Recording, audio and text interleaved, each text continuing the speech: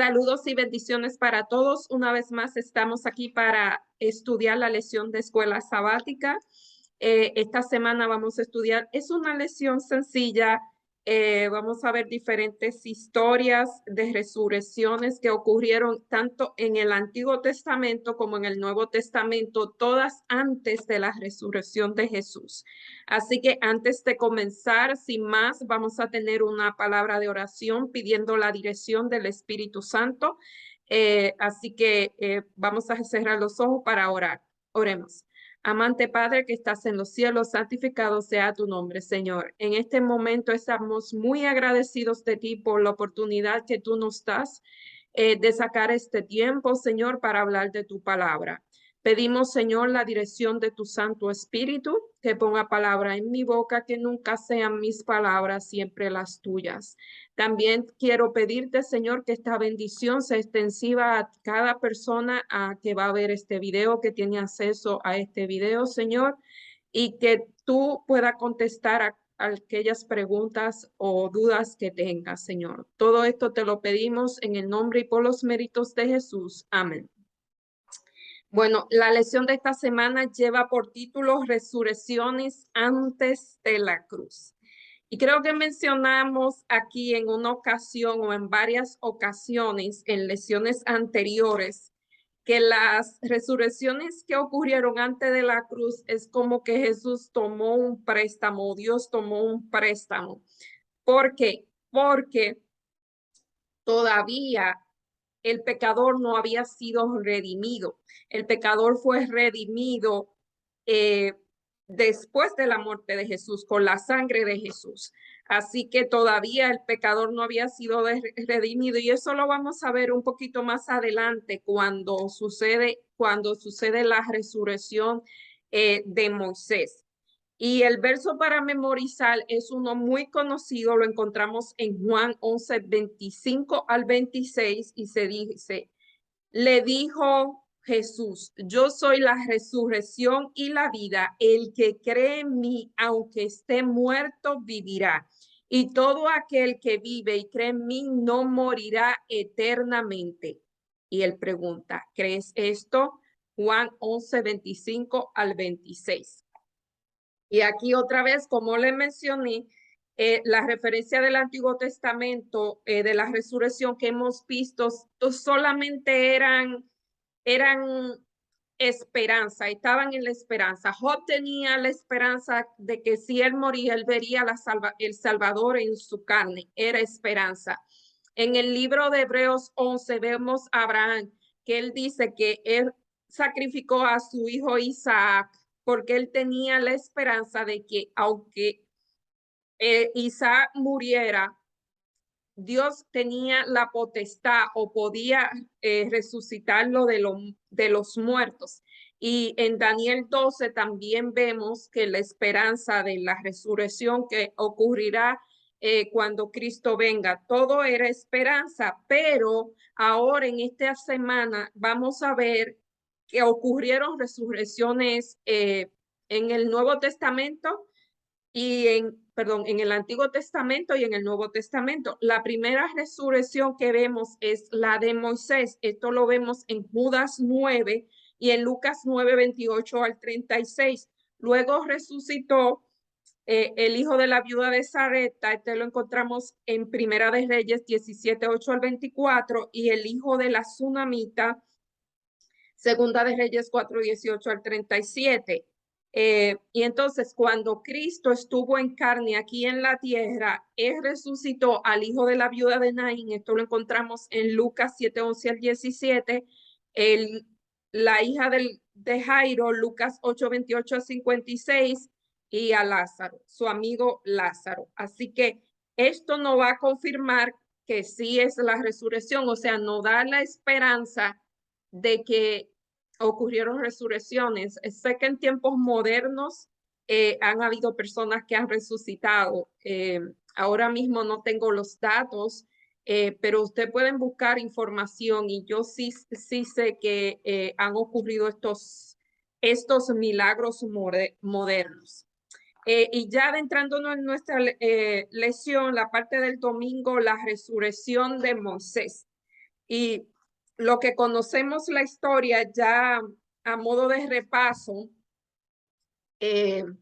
sabemos lo que pasó con Moisés. Moisés, Dios le dijo, esto lo encontramos en Deuteronomio, Moisés le dijo que ya su tiempo había terminado, que él no iba a entrar a la tierra de Canaán, y le dice, ve, sube al monte y prepárate a morir. Y esta es una de las historias más conmovedoras, según yo, que se puede encontrar, porque él va a una montaña obediente.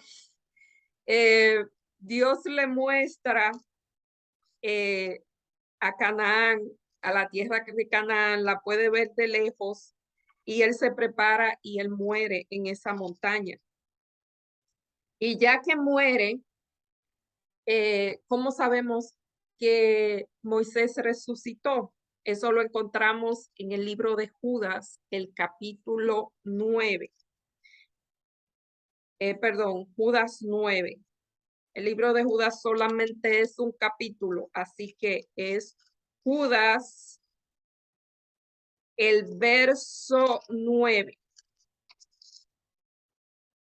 Y aquí dice,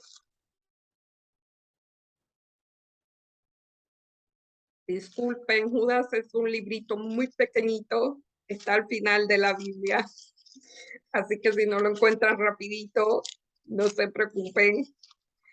Judas está justo antes de Apocalipsis, es solamente una página y media, y dice, pero cuando el arcángel Miguel contendía con el diablo, disputando con él por el cuerpo de Moisés, no se atrevió a proferir juicio de maldición contra él, sino que le dijo, el Señor te reprenda. O sea, Moisés muere allá en el monte Pisga, me parece que se llamaba el monte que él murió, y dice que tiempo después encontramos al ángel Gabriel, que es el mismo Dios o Jesús, contendiendo con el diablo por el cuerpo de Moisés. ¿Y por qué contendían? Simplemente porque todavía Jesús no había muerto en la cruz y se supone que Moisés le pertenecía, y además Moisés pecó, él cometió un pecado muy grande, golpeó la peña y por eso no entró a Canaán, así que el enemigo pensaba que el cuerpo de Moisés le pertenecía. Eh, y aquí nos dice que algunos padres de la iglesia griega de Alejandría argumentaban que Moisés murió y se vieron uno vivo en el espíritu y otro muerto en el cuerpo. O sea, la creencia griega de que el cuerpo, o sea, que nosotros somos la creencia del dualismo, que nosotros somos un cuerpo y un alma que se separan, son dos entes diferentes y el alma tiene memoria, tiene vida, tiene nuestra personalidad y tiene todo lo que somos, y por eso entonces eso nos hace una persona diferente, o sea, hace el alma un ser viviente, y es lo que se cree en la actualidad, que cuando uno muere el cuerpo va a la tumba, pero que algo viviente va a Dios o va al infierno. Esa es la creencia popular. Entonces,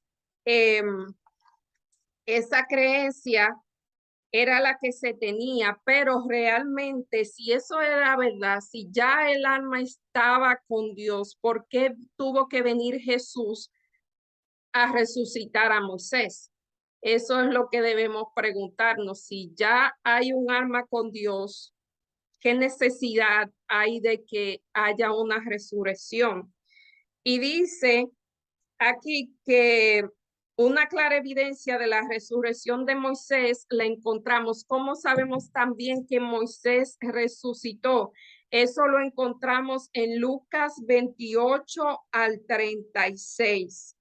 En Lucas 9, 28 al 36, para hacer un poquito de contexto. En Lucas 9, 28 y 26 tenemos la historia de la transfiguración. Y la transfiguración no es nada más y nada menos que en una ocasión que aconteció que como 8 días después de estas palabras, que tomó a Pedro, a Juan y a Jacobo. Por alguna razón Jesús siempre tomaba esos discípulos y lo apartaba y subieron a un monte, el cual era Moisés y Elías, y allí en ese monte ocurrió una transfiguración, que quiere decir que de momento estos discípulos vieron que una nube cubrió a Jesús y ellos podían ver a Moisés y a Elías hablando con Jesús. Y por eso sabemos que Moisés resucitó. Elías ya se había ido vivo al cielo en un carro de fuego, y Moisés había resucitado. Eh, Se nos dice que estos dos hombres le estaban dando consuelo a Jesús. Eh, no hay que leer los versículos porque no vienen al tema, pero dice, y cuando cesó la voz, Jesús fue hallado solo y ellos callaron porque aquel día no dijeron nada a nadie de lo que habían visto, pero ahí estaba Moisés y Elías. Se supone que Elías era representación de lo que había muerto, si ven la muerte, y Moisés eran los que habían muerto sin ver la muerte, y realmente ellos le estaban dando ánimo a Jesús, y su estadía en el cielo dependía de que Jesús muriera. Esto no viene al caso, pero es solamente una nota al calce. Y dice, a Moisés no se le permitió entrar en la Canaán terrenal, pero fue llevado a la Canaán celestial. ¿Qué enseña esto acerca de que es poderoso para hacer todas las cosas mucho más abundante de lo que pedimos o entendemos? A mí me encanta este versículo, esta pregunta, porque realmente aquí está en Deuteronomio 34, 1 al 4, cuando Dios le dice a Moisés, tú no vas a entrar a Canaán, vas a morir, y Moisés le pide ir a Canaán y Dios le dice que no, solamente se lo muestra de lejos, pero más adelante, eh, para mí esto es muy lindo, porque Dios no se queda con nada de nadie. Eh, Dice que él fue a una mejor, a la Canaán celestial, pero muchos años después, Dios le permitió a Moisés entrar a la Canaán terrenal allí en la transfiguración. Así que Dios siempre hace las cosas mejor de lo que nosotros tenemos en mente. Es bueno, es bueno siempre confiar en eso. Y en la parte del lunes vemos dos casos del Antiguo Testamento, y estas son dos mujeres. Estas historias son muy conocidas por todos, y en Hebreos 11 nos dice, en Hebreos 11:35 específicamente, que por la fe las mujeres mediante la resurrección recibieron a sus muertos. Y dos de estas mujeres que recibieron a sus muertos fueron eh, la fenicia, la viuda de Sarepta, que era una mujer fenicia pagana. Para darle un pequeño preámbulo a la historia, esto lo leemos en Primera de Reyes 17, 8 al 24. Primera de Reyes 17, 8 al 24. Y había una sequía en Israel, y Dios envía a su profeta a Sarepta o a Fenicia, eh, para ser sostenido por una mujer, pero esta mujer era viuda, tenía un hijo y ella también tenía poco alimento. Y vemos, no puedo dejar de decir esto, porque esta viuda es probada. Voy a comentar la historia, ustedes la pueden leer, está en Primera de Reyes 17, 8 al 24. Eh, este hombre, Elías, le pide a la viuda, fue una prueba bastante fuerte, una prueba de fe, porque ella solamente tenía harina y pan, harina y aceite, eh, para hacer un pan, como él le dijo a Elías, y morir. Pero Elías le dijo, dame ese pan a mí, aliméntame a mí primero. Y esta mujer, la fe de esta mujer, quizás ella pensó, total, solamente me falta una comida, mejor muero. Por fe le da esa comida a Elías y sucede un milagro de fe. Eh, Así cuando uno hace cosas desinteresadas, Dios realmente eh, ve eso. Quizás la persona no lo hace para recibir el favor de Dios, pero Dios, como dicen, no se queda con lo de nadie. Y él le dio, Dios multiplicó la harina y el aceite todo el tiempo que hubo hambruna.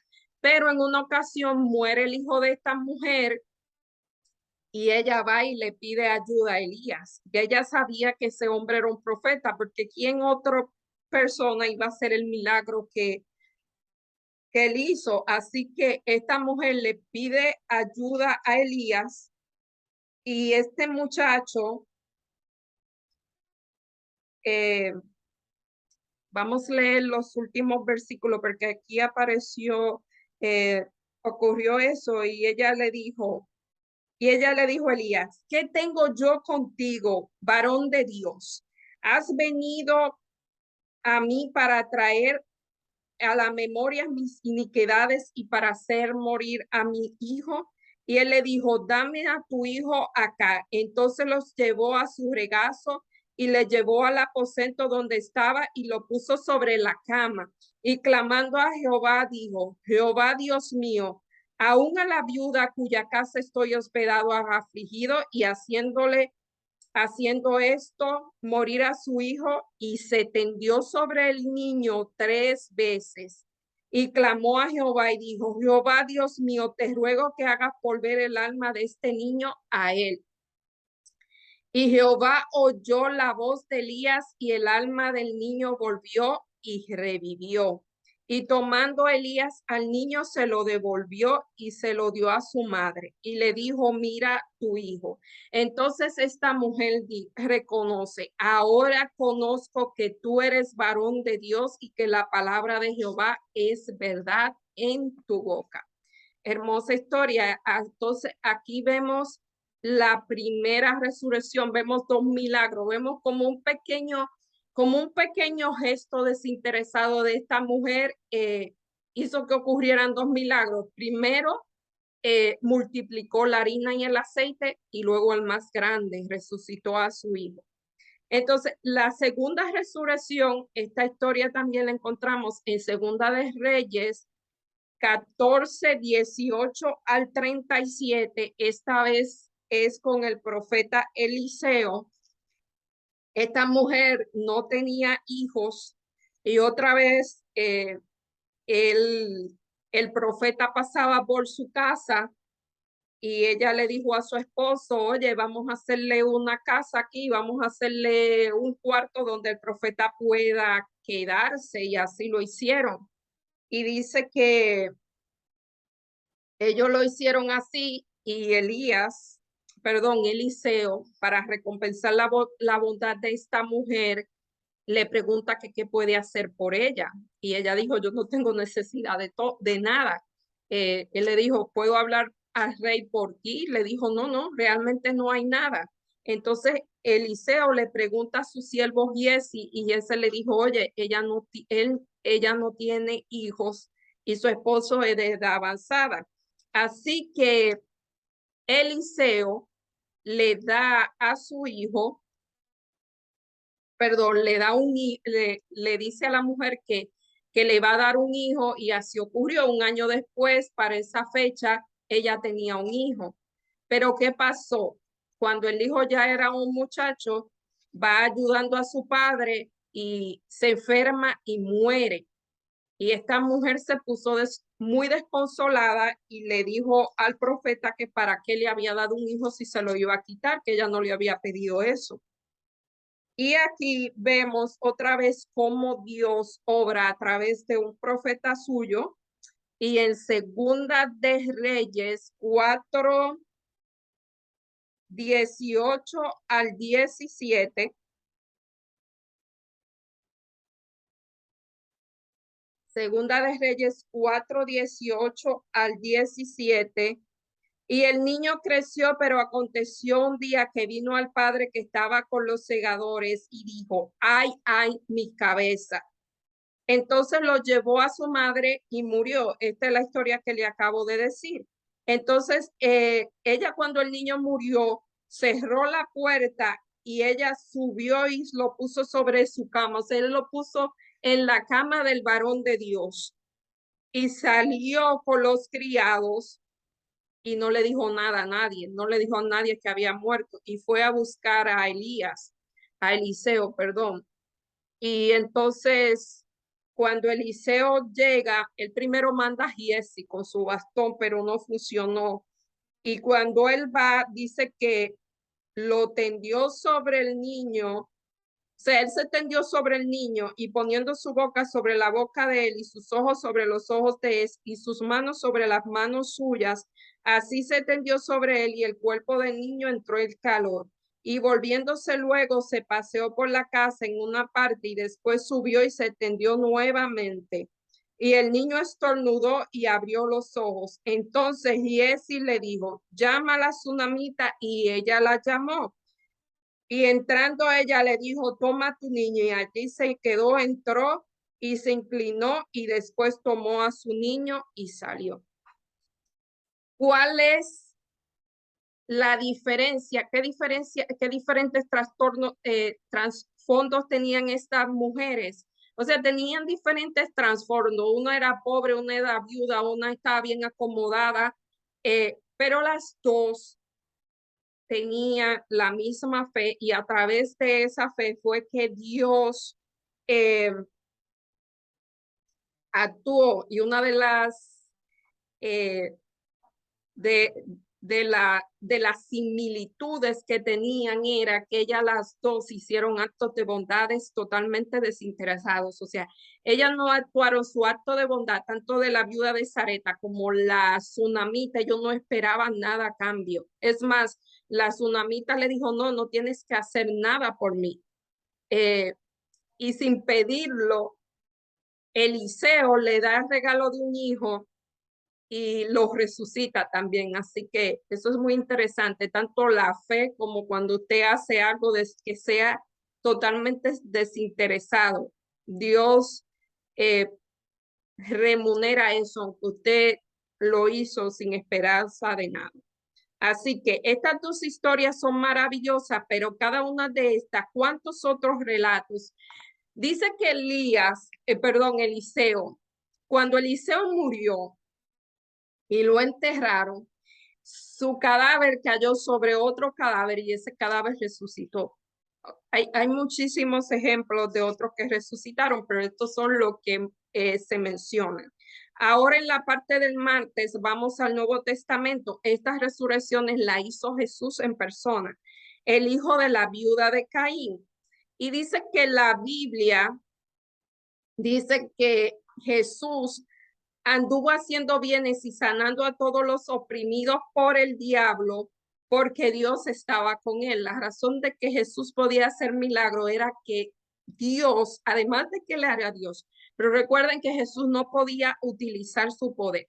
Él todo lo que usaba era a través de la conexión que tenía con Dios. Así que él dice aquí, de hecho, todos los evangelios están colmados de relatos sobre muchas almas necesitadas y heridas, razón por la cual más adelante muchos judíos llegaron a creer que Jesús era el Mesías prometido. O sea, ellos sí creían que era un Mesías, muchos de ellos pensaban que era un Mesías, solamente que ellos pensaban que era un Mesías terrenal que iba a gobernar sobre ellos y que lo iba a liberar del yugo romano. No pensaban, o sea, no entendieron lo que decían los profetas Miqueas e Isaías, que era un Mesías que lo iba a liberar del yugo, pero del yugo del pecado.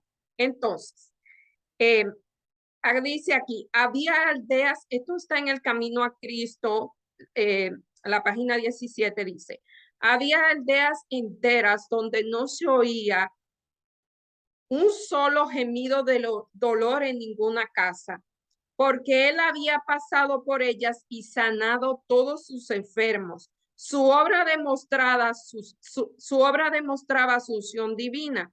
En cada acto de su vida revelaba amor, misericordia y compasión. Su corazón rebosaba de tierna consideración por todos los seres humanos. Se revistió de la naturaleza humana para poder solidarizarse con nosotros en nuestras necesidades. Los más pobres, humildes, no tenían temor de acercarse a él. Aún los niños se sentían atraídos por él. O sea que por donde Jesús pasaba, es que Jesús era la vida, aunque él era humano, él era la vida y su divinidad refulgaba sobre su cuerpo humano, así que la muerte y la enfermedad no se podían, no podían prevalecer cuando él estaba presente. Y aquí vemos la historia de hoy. Esto lo encontramos en Lucas 11 al 17. Es una historia muy conmovedora porque esta mujer no sabemos mucho de ellas. Solamente estos pocos versículos que encontramos en el libro de Lucas, el capítulo 7, los versos 11 al 17, y dice: y aconteció después de esto que iban a la ciudad que se llamaba Naín, e iban con él muchos de sus discípulos y una gran multitud, como siempre la multitud lo seguía. Y cuando llegó cerca de la puerta de la ciudad, he aquí que llevaban a enterrar a un difunto, hijo único de su madre, la cual era viuda, y había con ella mucha gente. Y el Señor lo vio con compasión y se compadeció de ella y le dijo: no llores. Vamos a contar un poquito lo que significaba para esta viuda, y aquí dice, hace énfasis que ella era viuda, y que ese era su único hijo, y que su único hijo hubiese muerto. En aquel tiempo, para una mujer, eh, ella dependía para su sustento, sea fuera de su padre, luego cuando se casaba era de su esposo, y si su esposo moría era de su hijo. Esta mujer no tenía ni esposo y ahora había perdido su hijo. Eso significaba que ella no tenía un sustento económico, que ella iba a quedar totalmente desamparada. Y dice aquí que Jesús, cuando escuchó los gritos o las lamentaciones, él se detuvo. ¿Sabe? Jesús siempre está pendiente a lo que nos sucede. Aquí nos menciona que esta mujer ella no pidió a Jesús que resucitara a su hijo, sino que Jesús, movido a compasión, sabiendo la situación de esta mujer, él dice que se compadeció.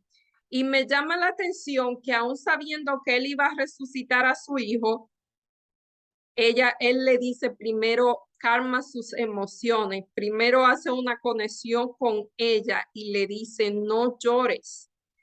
Y lo próximo que él hace lo vemos en el capítulo 14, dice, y acercándose tocó el féretro, y los que llevaban se detuvieron y dijo: joven, a ti te dijo, levántate. Entonces se incorporó el que había muerto y comenzó a hablar y lo dio a su madre.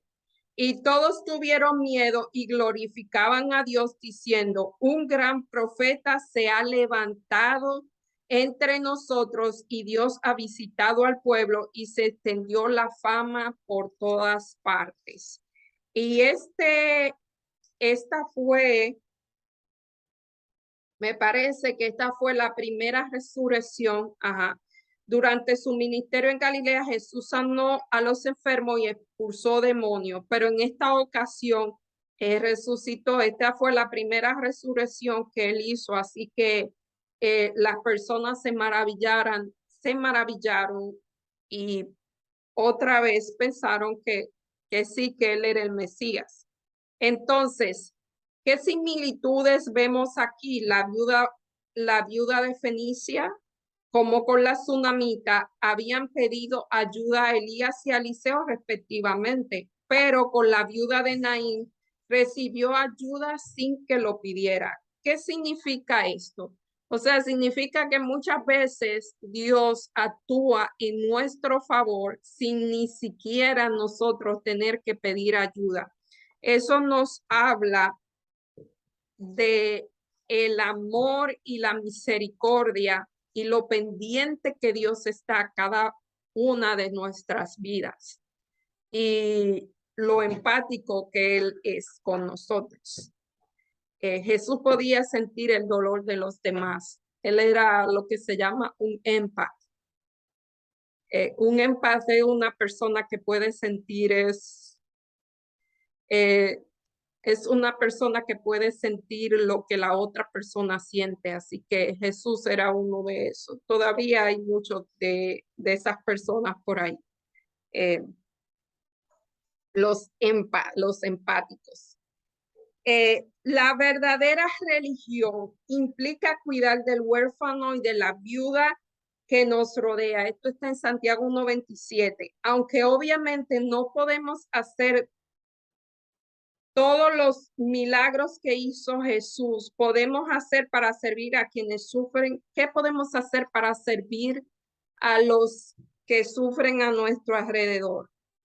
Algunas veces solamente hay que hacernos presentes, algunas veces no hay que hacer un milagro, algunas veces algunas personas solamente necesitan saber que alguien está ahí por nosotros. Algunas veces, ahora con la tecnología, solamente usted enviarle hola, ¿cómo estás?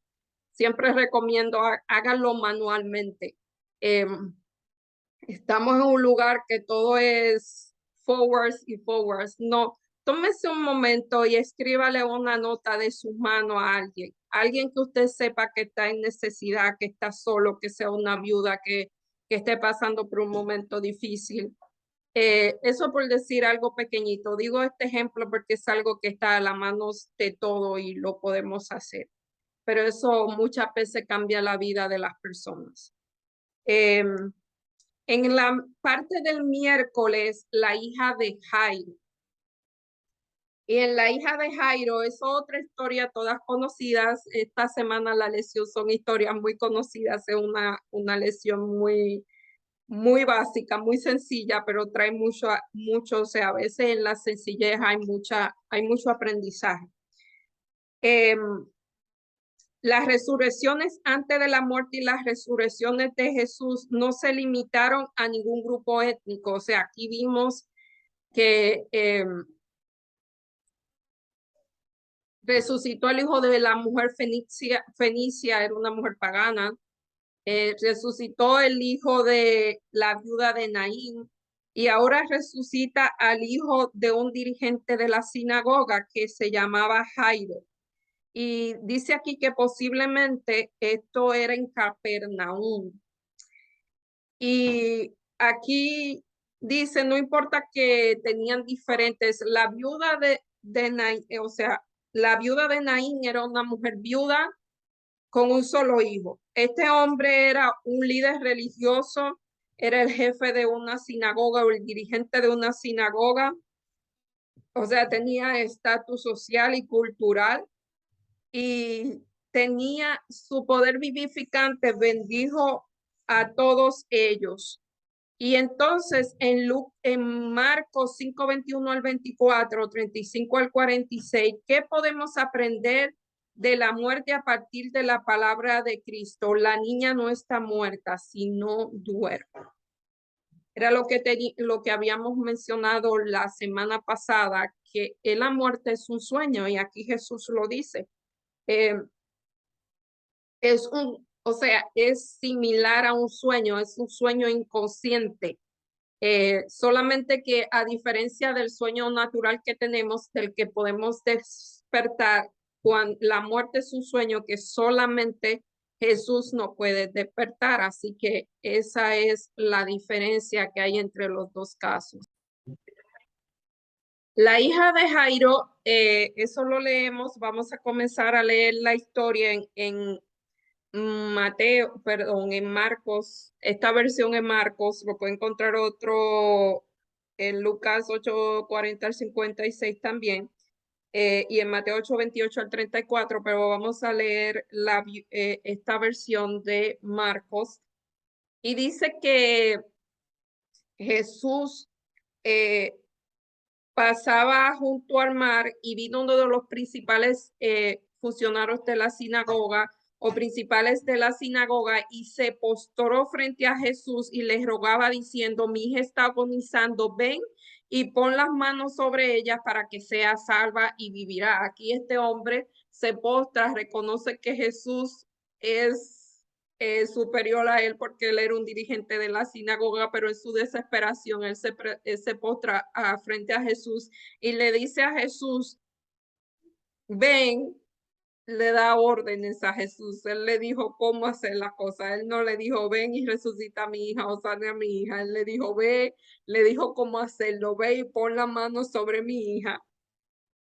Y entonces, para que ella sea salva y vivirá. Pero en el camino, mientras Jesús va en el camino, se apareció otra mujer que tenía un flujo de sangre. Y ya conocemos Jesús sana a la mujer del flujo de sangre. Eso hace que Jesús se detenga un tiempo y mientras eso ocurre, viene alguien de la casa eso lo vemos en el versículo 35, viene alguien de la casa del principal de la sinagoga de Jairo y le dicen, no molestes al maestro porque tu hija murió. Tu hija ha muerto, ¿para qué molestas al maestro? Pero Jesús luego oyó lo que se decía y dijo al principal de la sinagoga, no temas, cree solamente. Y no permitió que le siguiera nadie, sino Pedro, Jacobo y Juan. Ese trío, él siempre escogía ese trío por alguna razón. Y dice, y vino a casa del principal de la sinagoga y cuando vio el alboroto que lloraban y lamentaban mucho, en ese tiempo ellos alquilaban una persona que se llamaba las plañideras, que ellos lloraban, o sea, se le pagaba por llorar. Eso todavía en nuestros tiempos en algunas culturas se utiliza. Eh, y dice, y la niña no estaba, y le dijo, la niña no está muerta, la niña solo duerme. Otra vez vemos aquí que Jesús le dice, llama a la muerte un sueño. Y se burlaban de él porque la gente sabía que ella había muerto. Entonces, tomando la mano de la niña, le dijo, Talita Kumi, que esto significa es, niña, a ti te digo, levántate. Y luego la niña se levantó y andaba, pues tenía 12 años y se espantaron grandemente, pero él les mandó mucho que nadie le supiera y dijo, y que se le diera de comer. Así que vemos cómo Jesús resucita a esta niña, la levanta del sueño, porque le dijo, levanta, Talita Kumi, que traducido es, le dijo, niña, a ti te digo, levántate, y eso ocurrió. Esta niña tenía 12 años de edad. Y aquí dice que al parecer la forma favorita de Cristo para referirse al estado de la muerte es un sueño. Y eso lo vemos en Mateo 9:24, Lucas 8:52, en Juan 11 al 15. La muerte es un sueño, pero es un sueño profundo de la cual solamente el gran dador de la vida puede despertarlo porque solamente tiene la llave del sepulcro. Esto lo vemos en Apocalipsis 1:18, en Juan 3:26 y en Romanos 6:23. Esto está en Comentario Bíblico Adventista, el tomo 5, la página 596. Y después de la resurrección de la niña, las que la vieron se espantaron grandemente. Y no era para menos, porque nunca habían visto que alguien que había muerto, ellos sabían que había muerto, resucitaron, pero esta gente lo vieron con sus propios ojos.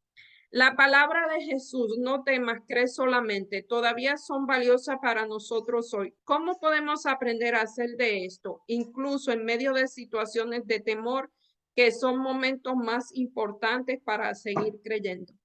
Justamente cuando los momentos son más difíciles es en lo cual más se necesita creer. Así que no importa lo que suceda, cree solamente. Es la palabra, no temas, cree solamente. Saben, el temor es algo humano, es algo muy humano y yo creo que la solución es que aunque temas, sigue adelante, porque el temor puede ser que lo sientas, pero que el temor no te paralice. Y por último, el último de los personajes que vamos a ver, ya en modo de repaso, vimos personajes del Antiguo Testamento, vimos a Moisés. Fíjense que simplemente siempre fuera de Moisés, la gente que resucitó eran hijos de, o sea, todos son hijos de alguien, pero eran muchachos. Primero resucitó al hijo de la viuda de Sarepta, luego al hijo de la Tsunamita, luego al hijo de la viuda de Naín y a esta chica de 12 años, la hija de Jairo. Siempre a muchachos, no sé si hay un mensaje en eso, pero sí, la mayoría fueron muchachos y ahora vemos otra vez que venimos a Lázaro. Y Lázaro, esto lo vemos, esta historia la vemos en el libro de Juan, el capítulo 11, los versos 1 al 44. Juan 11, 1 al 44. Y me estoy adelantando aquí mientras lo estoy buscando. Lázaro era el mejor amigo de Jesús, vamos a decirlo de esa manera. La casa de Lázaro, de María y Marta era como el refugio de Jesús, el refugio de paz. No sé si alguno de ustedes ha tenido un lugar fuera de su casa que cuando uno va siente mucha paz en ese lugar. Es como un lugar de confianza, de paz y uno se siente bien en ese lugar y le gusta ir a esos lugares. Sé cómo es, he tenido algunos de esos.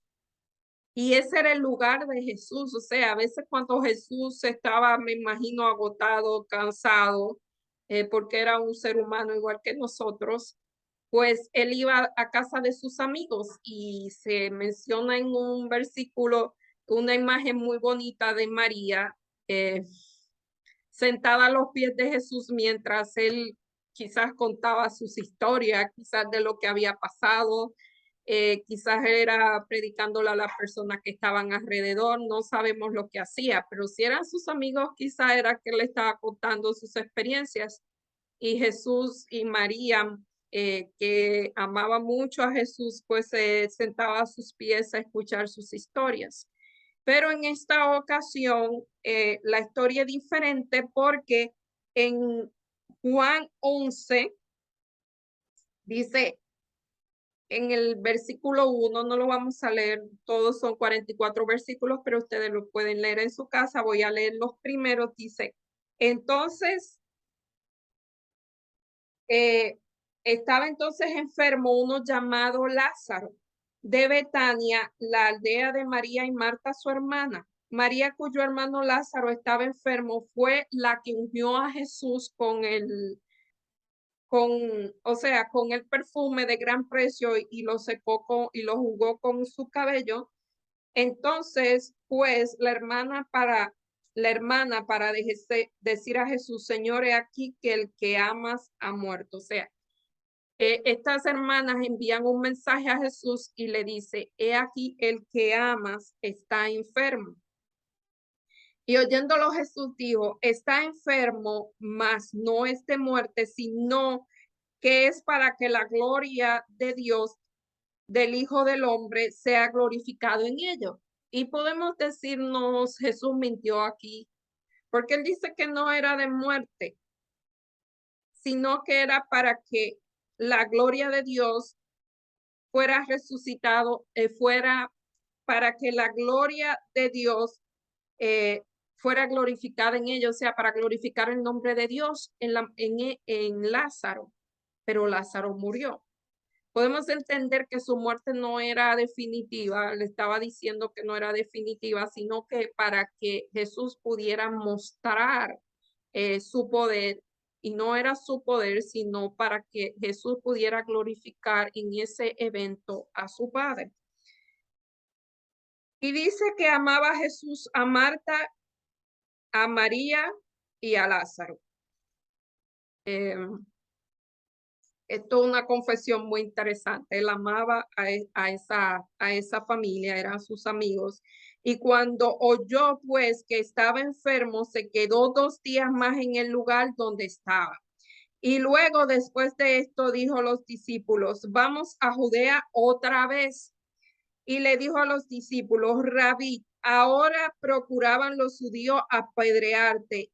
Y otra vez más allá, y respondió, no tiene el día 12 horas, el que anda en el día no tropieza porque ve la luz de este mundo, pero el que anda en la noche tropieza porque no hay en ellos luz. Y le dijo esto después, nuestro amigo Lázaro duerme, mas voy a despertar. O sea, los discípulos le dicen, mira, no vayas allá, no vayas a Jerusalén porque te están buscando para matarte. Pero Jesús le dijo, no, yo ahora voy. Jesús se detuvo un tiempo. Él no fue de inmediato. Él se detuvo y le dijo, nuestro amigo Lázaro duerme, me voy a despertarle. Otra vez ahí vemos que Jesús llama a la muerte un sueño. Y los discípulos pensaron y le dijeron, no solamente lo pensaron, sino que lo dijeron, Señor, si duerme, sanará. Pero Jesús decía esto de lo muerto de Lázaro y ellos pensaron que hablaba de reposar del sueño. Pero Jesús le dijo claramente, Lázaro ha muerto y me alegro por vosotros de no haber estado allí para que creáis, vamos a él. Y dice que ellos se fueron y cuando ellos llegaron, Marta vino a recibirlo y dijo, Señor, si hubieses estado aquí, mi hermano no muere. O sea, Marta tenía la creencia, tenía la fe de que Jesús podría podría sanar a su hermano, pero ella no creía que lo podía resucitar hasta la segunda resurrección. Y aquí lo dice, mas sé ahora que todo lo que pida a Dios, Dios te lo dará. Y Jesús le dijo, tu hermano resucitará. Y le dijo, yo sé que resucitará. Él ya tenía la creencia de que resucitará en el día postrero. Y le dijo, yo soy la resurrección y la vida. Esto es el versículo de memoria. A ella fue que lo dijo. El que cree en mí, aunque esté muerto, vivirá. Y ahí él ya se dirigió y el milagro grande de aquí, él había hecho otras resurrecciones. La viuda de Naín, este muchacho acababa de morir, no sabemos cuánto tiempo había pasado, ese dato no lo tengo, cuánto tiempo pasaba desde que una persona moría hasta que lo enterraban, pero era reciente que había muerto. En el caso de la hija de Jairo, acababa de morir, pero este hombre Lázaro hacía 3 días que estaba en la tumba y dice que hedía. Pero Jesús le dijo a todos se reunieron para ver esto y Jesús le pide que muevan la piedra. Y ellos tenían Marta de una vez le dijo, no, Señor, pero es que él muere. Él, o sea, hace 3 días, Marta, si tú no lo sabes, él hace 3 días que murió y ya hiede. Y Jesús dijo, no te he dicho que si crees verás la gloria de Dios. Entonces quitaron la piedra y de donde había sido puesto el muerto Y Jesús, alzando los ojos al cielo, dijo: Padre, gracias te doy por haberme oído. Yo sé que siempre me oyes, pero lo dije por causa de la multitud que está alrededor, para que crean que tú me has enviado. Y habiendo dicho esto, clamó a gran voz y dijo: Lázaro, ven fuera. Y el que había estado muerto salió, atadas las manos y los pies y la venda y el rostro envuelto en un sudario, y le dijo: desátalo y déjalo ir. O sea, Jesús le dijo: Lázaro, sal fuera, porque dicen que si Jesús no hubiese dicho el nombre, todos los que estaban muertos ahí hubiesen salido. Todos los muertos, a la voz de Dios, a ese mando, al mando de Jesús, el dador de la vida, todos los que habían muerto iban a resucitar. Y así Lázaro resucitó y le quitaron las vendas. Este posiblemente fue el mayor milagro que Jesús realizó, eh, resucitar a una persona después de de 3 días de muerto, para que no quedara duda, porque se decía que la hija de Jairo no había muerto realmente. Así que para que no hubiese duda de el poder de resucitar a los muertos de Jesús, lo hizo con una persona que ya estaba en el sepulcro, había estado en el sepulcro por 3 días. Así que dice, en un renglón Jesús habla de los creyentes que mueren en él, y dice que los creyentes nunca morirán. ¿Qué nos está enseñando Jesús aquí? ¿Y por qué es tan importante entender que la muerte es un sueño inconsciente para comprender la palabra de Cristo? ¿Y por qué sus palabras nos ofrecen tanta esperanza como seres destinados a la muerte? O sea, los creyentes no mueren, sí mueren, pero no mueren eternamente. Mueren con la bendita esperanza de que van a resucitar en el día postrero. A la llamada de Jesús, otra vez los muertos en Cristo resucitarán primeros. Eso dice en Apocalipsis 1:7, aquí que viene en las nubes y todo los ojos le verá. Y lo que los traspasaron y todo el linaje de la tierra se lamentará. Y aquí dice que los muertos en Cristo resucitarán primero, y luego nosotros los que vivimos seremos llevados juntamente con el Señor. Así que realmente, como vimos estos ejemplos de resurrección, eh, diferentes nacionalidades, diferentes estratos sociales, diferentes condiciones, diferentes tiempos en la tumba, pero hay un denominador común: la fe que ellos tenían en el poder de Dios. Y ya el viernes, eh, para terminar, vamos a ver una cita del Deseado de todas las gentes, la página 501, y dice: en Cristo hay vida original, no prestada ni derivada de otro. El que tiene al Hijo tiene la vida. Primera de Juan 5:12. La divinidad de Cristo es la garantía que el creyente tiene vida eterna. Jesús dijo: el que cree en mí, aunque esté muerto, vivirá. Y todo aquel que vive y cree en mí no morirá eternamente. ¿Crees esto? Cristo en Juan 11:25-26 miraba hacia adelante a su segunda venida. Entonces los muertos serán resucitados incorruptibles, y los muertos vivos serán trasladados al cielo sin ver la muerte. Este es el proceso que va a ocurrir. Los que estén vivos cuando Cristo venga van a ser trasladados al cielo sin ver la muerte, pero los muertos que estén en Cristo van a resucitar. El milagro que Cristo estaba por realizar, a resucitar a Lázaro de los muertos, representaría la resurrección de todos los justos muertos por medio de su palabra y sus obras, que se declaró el autor de la resurrección. El que pronto iba a morir en la cruz estaba allí con las llaves de la muerte, vencedor del sepulcro, y afirmaba su derecho y su poder para dar vida eterna. O sea, que Cristo es el que tiene el poder de levantar a todo aquel que cree en él, que haya puesto su confianza en Dios de la muerte.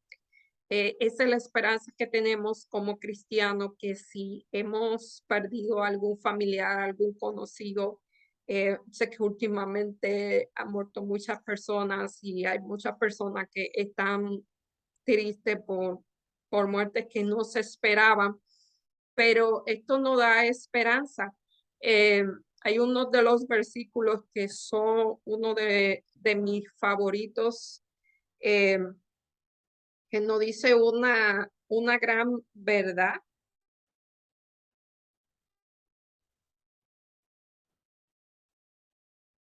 Estoy buscando la cita, dice, me lo sé de memoria, pero quiero dar la cita, porque dice que bienaventurados los que aquí en adelante mueren, porque descansan de sus faenas